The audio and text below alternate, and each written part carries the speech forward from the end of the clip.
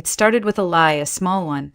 "It's just a weekend at the lake with family," Richard said, eyes barely flicking up from the TV screen as he tossed the comment into the air like it was nothing. And I, Helen Parker, 50 years old and too tired to argue, nodded like always. I went to the kitchen, made his dinner, and told myself it didn't matter. I had work, the house to keep clean, Ethan's laundry to finish. There was never time for me anyway, not for decades. But the lie wasn't the worst part. The worst part was how normal it all felt. Like being ignored, dismissed, unseen was just part of the routine. And maybe it was. It was a Friday afternoon when I met Carol at the little diner off Route 23. The same one we've been going to since our kids were in diapers. Carol ordered sweet tea and leaned across the table with that gleam in her eye. "I saw this promo," she said. "Outer Banks. 7 nights. Oceanfront.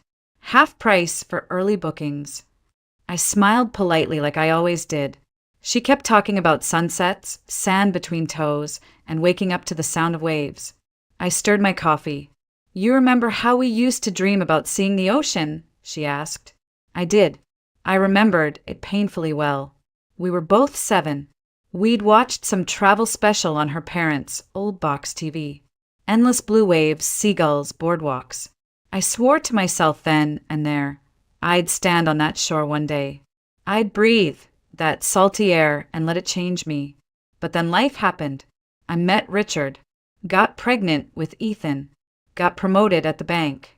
And somewhere between tax returns and school lunches, that little girl with big dreams vanished. "I'm too old for that now," I said, smiling sadly. "Too many bills. Too many responsibilities." Carol shook her head, pulling out her phone and scrolling through pictures of a charming little inn by the water. "You're not dead, Helen. You're 50. We still have bones in our legs. And there are things you need that Richard is never going to give you. Like silence, sunlight, sanity." I laughed, but it was the kind that hurt a little in the chest. Later that night, I sat in the dark kitchen with a cooling cup of tea. Richard had fallen asleep on the couch again, socks on the coffee table, the remote still in his hand. I watched his chest rise and fall and wondered if he even knew who I was anymore, or if he cared. The next day, Carol texted, "Last day to book. I'm doing it. Come with me. 1 week. You need this." I hovered over the message for what felt like hours. Then Ethan barged in, dropped his gym bag on the floor, and asked if I could spot him a few hundred for rent. Again, "No, hi, Mom." "No, how was your day?" Just hands out, palms up, like I owed him the air he breathed. I didn't answer. Not right away. I went upstairs, opened the closet, pulled out the suitcase I hadn't used since my mother's funeral. It still smelled like mothballs and regret. I stared at it for a long time. That night, I told Richard over dinner. He didn't look up from his plate. "You're going where?" "To the Outer Banks. With Carol. Just a week." He laughed. "You? The beach? At your age?" I said nothing. He kept eating, then added, "You're out of your damn mind if you think I'm staying here and cooking for myself." I looked him straight in the eye and said, "Then don't eat." For a moment he froze, the fork halfway to his mouth. He blinked, like I'd just spoken in another language. "You're serious?" "I am." "Jesus, Helen. You're going to run off to the beach like some teenager on spring break." "No," I said calmly, like a woman who hasn't seen the ocean in 50 years. He scoffed. Ethan, sitting beside us, looked up from his phone just long enough to mutter, "Sounds nice, actually." But then he added, "Could you help me out before you go, though? Rent's due Monday." And that was it. That was the moment I realized I wasn't just invisible, I was useful. A tool. A servant. And even that was taken for granted. So I nodded, packed my things quietly. And when the day came, Carol and I walked onto the platform with our tickets and our old lady beach bags. I thought the hardest part was behind me, but I'd forgotten one thing, my passport.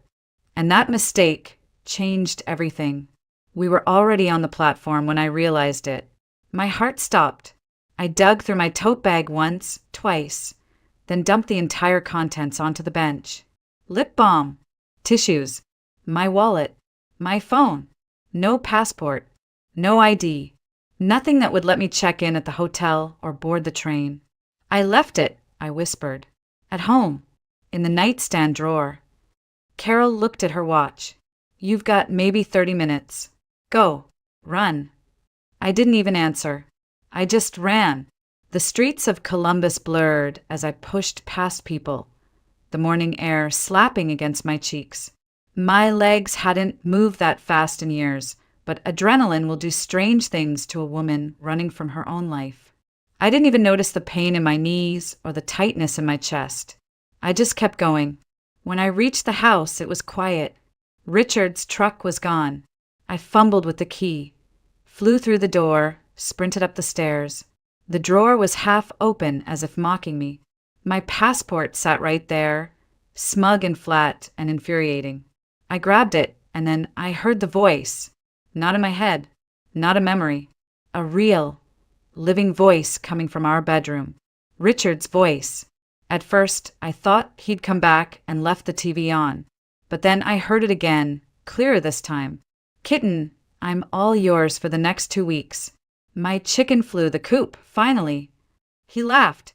That low, cocky laugh he used to have in his 20s. I froze.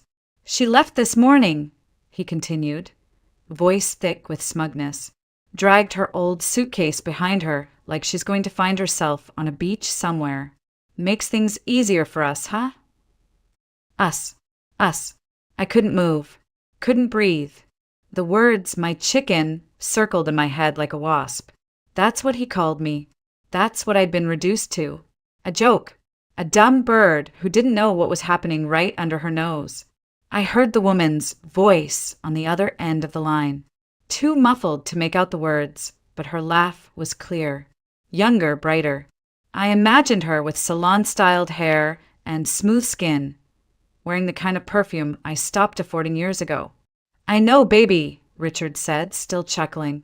She looked so proud of herself this morning, like she's finally doing something brave. Bless her heart. That was enough. I backed out of the room like a thief. I didn't cry. Not then. My hands were shaking so violently I could barely lock the door on my way out. I didn't think. I just walked. By the time I reached the station, my legs were numb and I was soaked in sweat.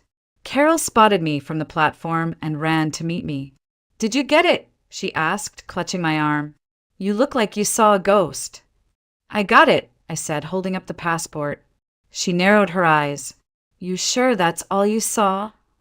I nodded, because I couldn't say it out loud. Not yet. Not while it still echoed in my ears.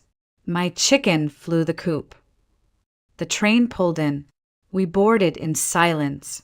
And as the wheels began to turn and Columbus disappeared behind us, I sat by the window, gripping my passport like a lifeline and stared at the horizon. I wasn't running away. I was waking up. The train ride felt like moving through a different life. As if the further we got from Columbus, the less I belonged to the version of Helen Parker who'd washed Richard's socks for 20 years without a thank you. Carol chatted beside me, flipping through a travel guide and pointing out all the places she wanted to visit. Beaches, seafood joints, nature trails.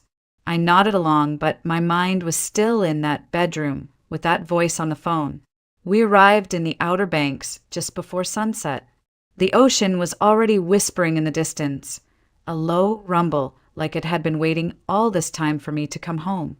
I stepped off the train and froze. The smell hit me first, salty, alive, vast. Then came the breeze, warm, humid, but different from Ohio's heat. This was wild and open and free. Carol looked at me and grinned. There she is. You're doing it, Helen. You're really here. I laughed, but it cracked somewhere in the middle. I wasn't ready for how much it would hit me. I'd gone half a century without ever seeing the ocean in person. I thought it would feel like crossing off a bucket list item. Instead, it felt like being reborn. The small inn we'd booked was right on the edge of the dunes, a two-story white clapboard building with wooden shutters and hanging flower baskets. Nothing fancy, but it had a view. Our room had a tiny balcony facing the sea. I stepped out, and for a long time I just stood there. The horizon was endless, the sky turning lavender, gulls circling above, waves curling and retreating like the pulse of the world itself. Carol came out in her beach dress, already holding a towel. "You ready?" "Ready," I whispered, eyes still locked on the water. "I've been waiting 50 years. We walked down the narrow path through the dunes, barefoot, laughing like teenagers sneaking out after curfew. The sand was soft and warm, clinging to my toes. Every step felt surreal. The waves grew louder. The sky dimmed. When we reached the shoreline, I didn't hesitate. I dropped my towel, stepped into the surf, and let the first wave crash against my ankles. "Oh my God," I gasped. "It's warm, isn't it?" Carol laughed. I kept walking, knee-deep, then waist-deep, then further until I was floating. The salt stung my skin. The water lifted me, and in that moment, something inside me unlocked. I hadn't felt lightness in years. Real, physical lightness. Like I wasn't being crushed by expectations, guilt, or other people's needs. Just me and the sea. "I'm in the ocean," I whispered to no one. "I'm finally in the ocean." Later, we sat on the sand in damp clothes, wrapped in towels, watching the sun melt into the horizon. The sky was a painting of oranges and purples. The waves shimmered in the dying light. "I'm proud of you," Carol said softly. "For what?" "For choosing yourself. For showing up." I looked at my hands.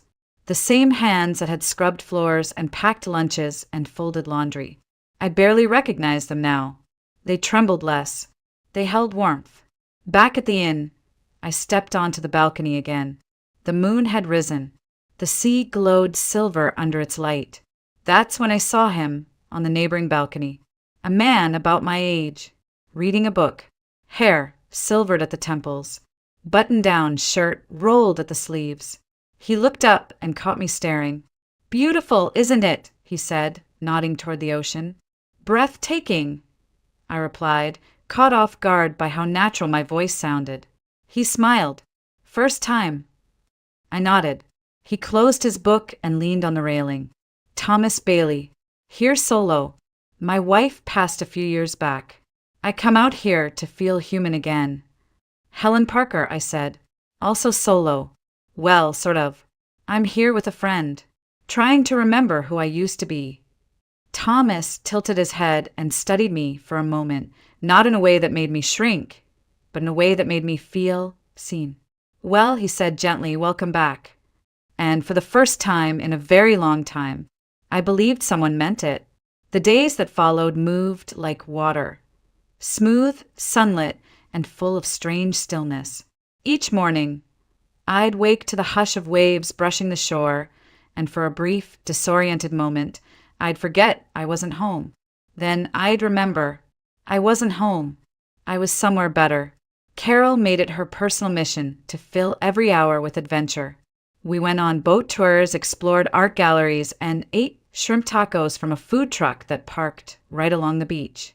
She took photos of everything. The sky, the shells, even me mid-laugh, holding a plastic cup of lemonade. "You're glowing," she said one afternoon. "You look 10 years younger." I smiled, but part of me wondered if I was finally just looking like myself. On the third morning, I stepped onto the balcony early, just as the sun began to rise. The ocean blushed pink, and the breeze carried the scent of jasmine from the inn's garden below. Thomas was already there, standing with a cup of coffee in hand. He saw me and raised the mug in a quiet salute. "You made it." "Barely," I said, meaning far more than he knew. That day, Carol suggested we go inland to see an old chapel built into the cliffs. "They say the silence there is so deep it echoes," she told me, eyes dancing with mystery. We invited Thomas. To my surprise, he said yes without hesitation. I could use a quiet place," he said, "and some good company." The chapel was nestled at the edge of a mountain path, framed by ancient trees and humming cicadas. Inside, the air was cool and smelled of candle wax and cedar. I sat on a wooden pew and stared at the stained glass window glowing in the light. For a long time, none of us spoke. It was Carol who broke the silence. You ever think about how little space we make for ourselves? We live decades giving to other people, and one day we realize we don't even know what we want. I looked at her, then at Thomas, and then down at my own hands again. I think I've been living the wrong life, I said quietly.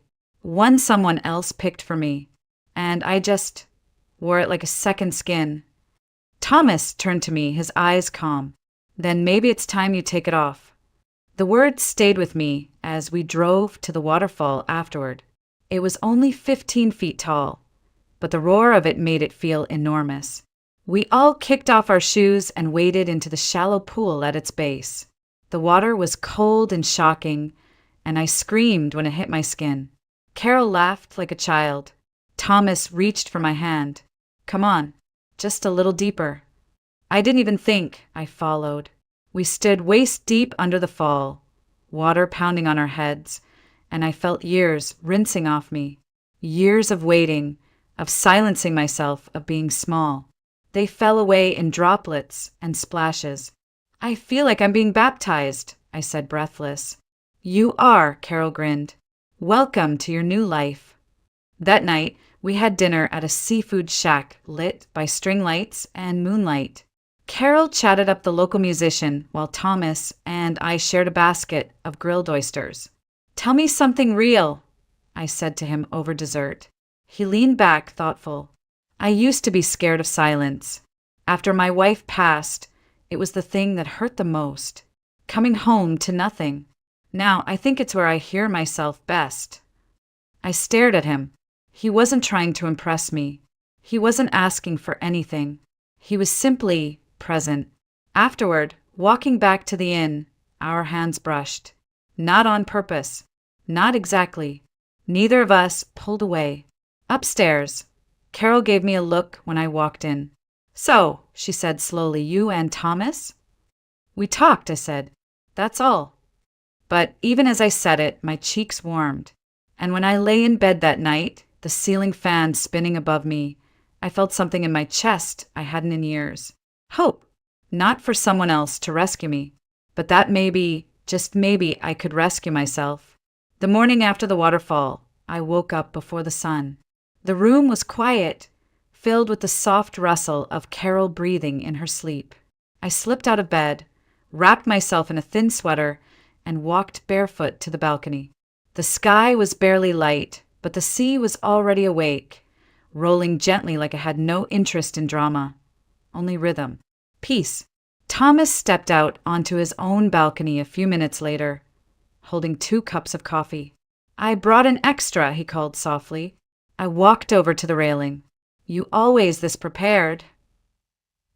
He smiled. Only for neighbors worth sharing coffee with. I took it and cupped the mug in my hands. Our fingers brushed. A spark, not electric, not dramatic, but warm. Familiar. Steady. We stood there in silence for a long time, watching the light slide across the waves. And I remember thinking, I don't want to go home. But of course, home came calling. Later that afternoon, while I was folding laundry from the trip, how quickly routine sneaks back in, I got a call from Richard. I stared at the screen for a full minute before answering. Well, he said immediately, irritation thick in his voice. Nice of you to finally pick up. Hi, Richard. Don't start with that calm crap, Helen. The fridge broke. The faucet's leaking. Ethan's been calling you for 2 days. He needs rent money. And what the hell are you doing over there, anyway? I sat on the bed, staring at the half-packed suitcase I hadn't finished unpacking. I've been resting. I told you I was taking a break. Oh, you mean your little vacation? While I'm stuck here dealing with everything. I almost laughed. You mean everything I've been dealing with for 20 years while you watch TV? Jesus, Helen. You go to the beach once and come back thinking you're some kind of feminist hero. No, I said, my voice flat. I came back thinking maybe I deserve to be treated like a human being. He went quiet for a second. Then, more softly, he said, "Look, I get it. You needed time. But can we just drop the drama? Come home. We'll talk." And for a flicker of a moment, I considered it. The couch, the routines, the broken fridge, the same old expectations. Then I heard Ethan's voice downstairs. He must have let himself in. "Mom," he called. "We need to talk." I met him in the kitchen. He looked tired, or maybe just annoyed. "Aunt Sandra won't co-sign on the lease," he said. "And Amy's pregnant. We need a bigger place. Can you help us? Just until the baby comes." "You're going to be a father," I said. He nodded. "Yeah, I know. It's a lot." "Then maybe it's time you learned to stand on your own." His face fell. "Mom, come on. You always helped before." That was before I realized no one helps me. Ethan stared at me like he didn't recognize who I was. "Are you seriously saying no?" "I'm saying I'm done being the only one giving." The conversation spiraled. Richard came in. More shouting, more guilt, more familiar noise. I felt it closing in, like fog creeping under the doors. And then I said it. I want a divorce. The room went silent. Richard blinked. "You're not serious." "I am." "Helen, don't be stupid. This is just about that trip. You're emotional. You'll get over it." "No, I won't." "You're going to throw away 20 years over some fling with a beach guy." "There was no fling," I said, "but there was clarity. You don't love me. You haven't in years. You love what I do for you. You love convenience. But you haven't seen me in a long time." He opened his mouth, but nothing came out. Ethan looked between us, confused, frightened, suddenly realizing his mother was no longer the eternal giver. "I'm not angry," I added, "but I'm done." And that night, I packed a smaller suitcase, just the essentials. I pulled out the card Thomas had tucked into my book the last day we'd seen each other. "If you ever need peace again, call me." I didn't call. Not yet. But I placed it in my purse, zipped it up, and whispered to the empty kitchen, "We'll see." I left at dawn. The house was still. No arguing. No footsteps. No one asking where the clean socks were or when dinner would be ready. Just me, my suitcase, and the cold click of the front door closing behind me. I didn't leave a long note. Just 4 words scribbled on a torn envelope, staying with Carol. "Don't call." The street outside was damp with morning mist. I breathed in deeply, trying to remember the scent of the ocean. My hand trembled as I unlocked the car, but not from fear, from adrenaline. The kind of rush that only comes when you finally say the thing you've been swallowing for years. Carol wasn't surprised to see me standing on her porch 30 minutes later. She opened the door with a cup of coffee already in hand. "I figured you'd come," she said softly. "Your eyes looked different the night before you left." I sat on her couch, not saying much, just letting the silence settle around me. And then I pulled out the card from my purse. Thomas Bailey, a simple font, a cell number. I stared at it for a long time. "You're thinking about calling him," Carol said, matter of fact. "I don't want to be a burden," I murmured. She laughed, not unkindly. "Helen, you've spent your whole life making sure everyone else is comfortable. Don't you think it's someone else's turn to take care of you, even just a little?" I nodded, dialed. The phone rang once, twice. "Hello." "Thomas," I said, my voice barely holding together. "It's Helen, from the beach." A pause, and then warmth. "Helen, I was hoping I'd hear from you." "Is that offer still open?"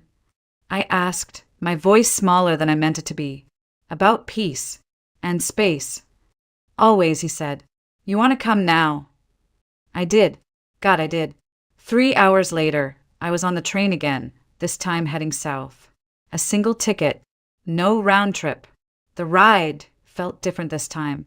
I wasn't escaping, I was choosing myself. When I arrived, Thomas was waiting at the platform. He hadn't changed much in 2 weeks. Same soft button-down. Same quiet, steady gaze. But when he saw me, something flickered in his eyes. Relief or maybe joy. "You came," he said. "I did." He took my bag from my hand, not because I asked, but because he noticed I needed that small act of kindness. No one had done that in years. His house was just outside Asheville, a simple craftsman with a sloped roof and a porch that smelled like pine. Inside, it was filled with books, sunlight, and things that didn't match but somehow belonged together. It wasn't perfect. It was real. "I can stay at a hotel," I offered, standing awkwardly in the living room. He shook his head. "You're not a guest. You're welcome." And I believed him. The next few days blurred in a quiet, healing way. He showed me the trails behind his house. We sat in the garden and drank coffee. We didn't talk about the past or the future.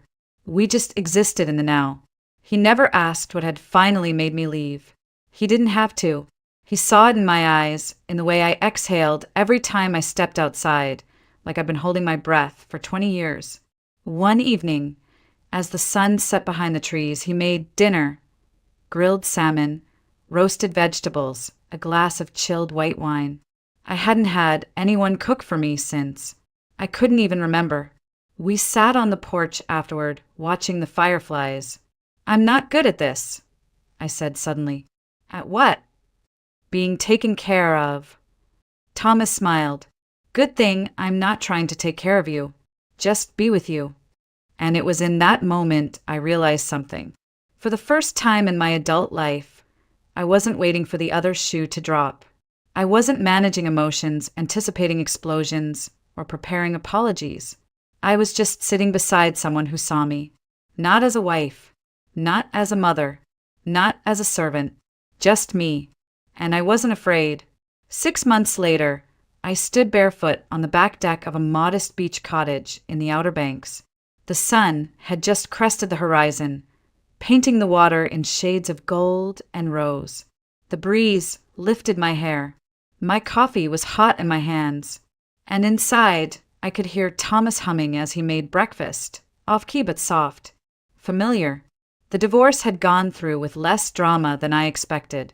Richard didn't fight. Maybe because he finally realized I was serious. Or maybe because the effort to keep me wasn't worth it to him. Either way, I got my half of the house. Enough to buy this place. Nothing fancy, but it was mine. Ethan had been furious at first. Said I was selfish, that I'd turned my back on the family. But when his daughter was born, something changed. He started calling more, less to ask for money, more to tell me stories about the baby, about Amy, about being tired, overwhelmed, unsure. I'd listen, and then I'd remind him, gently, that I'd been there once too, that I survived it, that he would too. He still didn't understand why I left the way I did. Maybe he never would. But he no longer blamed me for it, and I no longer felt the need to explain. The morning light spilled over the water as Thomas stepped out and slid his arm around my waist. "Good morning, wife," he said, pressing a kiss to my hair. I smiled. "Good morning, husband." We'd gotten married 3 months ago, quietly, just us, Carol, and a retired pastor who now ran a used bookstore. Carol cried through the whole thing, wiping her tears with a linen napkin she stole from the reception table. "I still can't believe you did it," she'd whispered during the toast. "You really left. You really chose you." "I didn't just choose me," I'd said, glancing toward Thomas. "I chose a life that fits." Now, standing on that deck, I thought about all the years I'd spent shrinking myself to fit into a version of womanhood that felt like a box with no air. I thought about the dinners where no one asked me how my day was. The nights I fell asleep with my back turned, pretending Richard's snores didn't sound like chains. The mornings I woke up and immediately made a list of things to do for everyone else. And now I read books again. I plant flowers. I walk barefoot to the shoreline. I let Thomas pour me wine without guilt. We argue sometimes, but we also laugh more than I ever thought I could at this age. Not at jokes, just at the absurd, beautiful, ordinary magic of it all. "I'm glad I went back for my passport," I said softly. Thomas looked at me. "What?" That day, I almost didn't, but if I hadn't, I wouldn't have heard that phone call. I wouldn't have seen what I needed to see. I might still be there, folding laundry in silence. He studied me for a second, then kissed my temple. Sometimes the universe sends its messages loudly. I chuckled, more like cruelly, but also clearly. We stood like that for a while, wrapped in the early light, the scent of sea air all around us. And then I said something I hadn't allowed myself to voice aloud until that very moment. I'm not angry anymore. Not at Richard. Not even at Ethan. I'm just done being small. Thomas nodded. You're not small, Helen. You never were. You were just surrounded by people who didn't know how to see you. I closed my eyes, let the wind move through me, and then I opened them, looked out across the water, and whispered to the waves, "Thank you for reminding me, for carrying me home." There's a sound the ocean makes at sunrise, soft, rhythmic, like the world exhaling. I sat at the edge of the shoreline, toes buried in the cool sand, and let it wash over me. Behind me, the cottage stood still and quiet. Thomas was inside, reading, probably already on his second cup of coffee. I liked that we didn't need to fill every silence. I liked that he knew when to leave space. In front of me, the water stretched out, wide and infinite. It didn't ask anything of me, didn't want anything, just was. I pulled the collar of my sweater tighter around me and looked down at the small conch shell in my hand. White, ridged, chipped at the tip. I'd found it yesterday while walking alone, just after a thunderstorm. I'd held it like it was sacred, because in some strange way it was a souvenir from a life I never thought I'd get to live. Behind me, footsteps. I didn't turn. I didn't need to. You always find the quietest spots, Thomas said, settling beside me in the sand. I smiled, maybe because I spent so many years in noise. He nodded, eyes on the water. Do you miss it? The life before? I didn't answer right away. Instead, I closed my eyes and let the questions settle in me like the tide. No, I said finally. I mourn it sometimes. Not because I want it back, but because I gave so much of myself to it. Years, energy, love, and most of it went unnoticed. He didn't speak, just reached for my hand. And yet, I added, I don't regret it either, because it made me strong enough to walk away. He squeezed my fingers gently. Later that day, we drove into town. Me in a sundress I hadn't worn in years, him in one of those too soft flannel shirts he always insisted were for good moods only.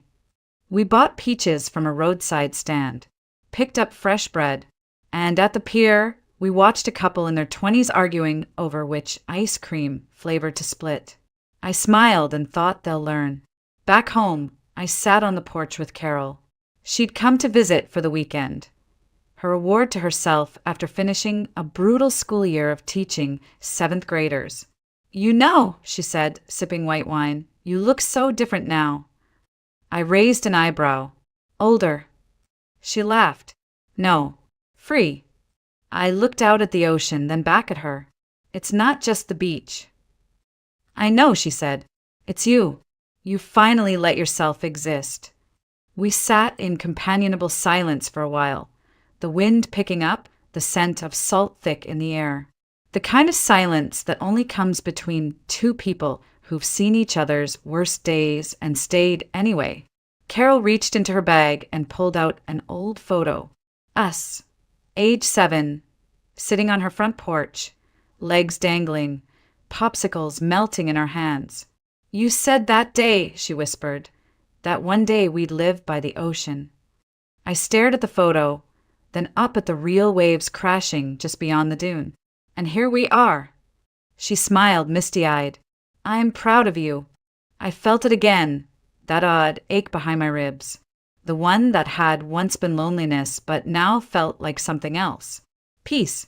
Later that night, in bed, I listened to the ocean breathe through the window. Thomas lay beside me, already asleep, one hand draped across my stomach like a promise. I looked at the ceiling and thought of all the women like me. The quiet ones, the good wives, the devoted mothers, the forgotten givers, the invisible pillars. And I hoped, desperately, that one of them, somewhere, was packing her suitcase right now. Maybe for a weekend. Maybe for good. But packing all the same. Because life isn't over at 50. Or 60. Or any age. Because you're never too old to begin again. Because sometimes all it takes is hearing your husband call you a chicken behind your back to remember you were born a phoenix. And some of us, we rise from the ocean.